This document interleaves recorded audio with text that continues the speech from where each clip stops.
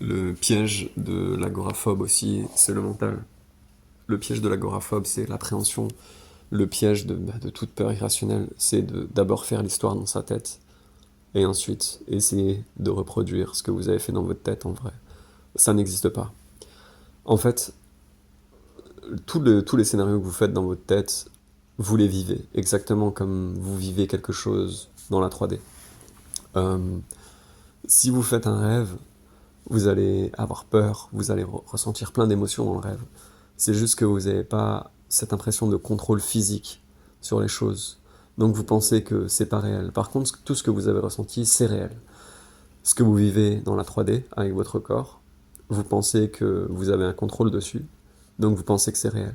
Donc vous allez croire que forcément ce qui est dans votre tête et ce qui est dans votre corps, ce que vous ressentez, c'est pas la même chose, mais c'est absolument la même chose. Tout ce que vous ressentez au niveau mental, quand vous imaginez faire quelque chose, moi je parle du coup en tant qu'agoraphobe, quand on va du point A au point B, on s'imagine qu'il va se passer plein de trucs pendant notre voyage.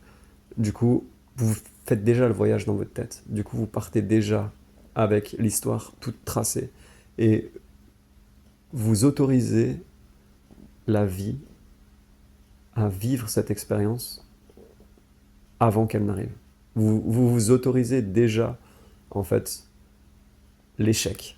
Parce qu'on va pas se le cacher, vu qu'on a peur, on part du principe que tout va mal se passer. Mais même si vous imaginez que tout va bien se passer, c'est aussi une grave erreur parce que quand vous allez aller du point A au point B et ça ne sera pas aussi parfait que vous l'avez imaginé, vous allez stresser, vous allez perdre le contrôle et vous allez penser au pire. En fait, le truc à faire, c'est d'aller là-bas et dès que vous imaginez quelque chose, dès que vous imaginez le pire ou dès que vous imaginez le meilleur, descendez d'un cran et dites-vous que vous n'êtes pas Dieu, vous n'êtes pas l'univers, vous n'êtes rien. Et en fait, vous ne pouvez pas savoir ce qui va se passer. Comme vous ne pouvez pas savoir ce qui va se passer quand vous allez de chez vous jusqu'à, je sais pas, jusqu'à votre boîte aux lettres ou de votre canapé jusqu'à votre frigo. Peu importe ce qui arrive en fait, vous y allez et puis c'est tout.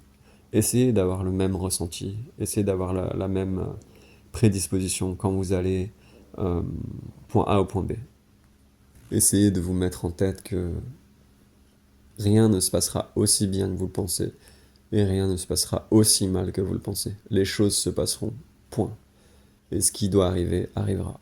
Ça ne veut pas dire que ce sera forcément mal, ça ne veut pas dire que ce sera forcément bien. Ce sera juste des choses qui arrivent. Et vous allez voir que vous allez vivre une expérience différente, complètement différente que ce que vous avez imaginé. Vous n'êtes en contrôle de rien. Vous n'avez jamais eu le contrôle. Et je parle en tant que grand peureux qui pense avoir un contrôle sur tout pour que tout se passe parfaitement, comme ce que j'ai imaginé dans ma petite tête. Mais on a le contrôle sur rien.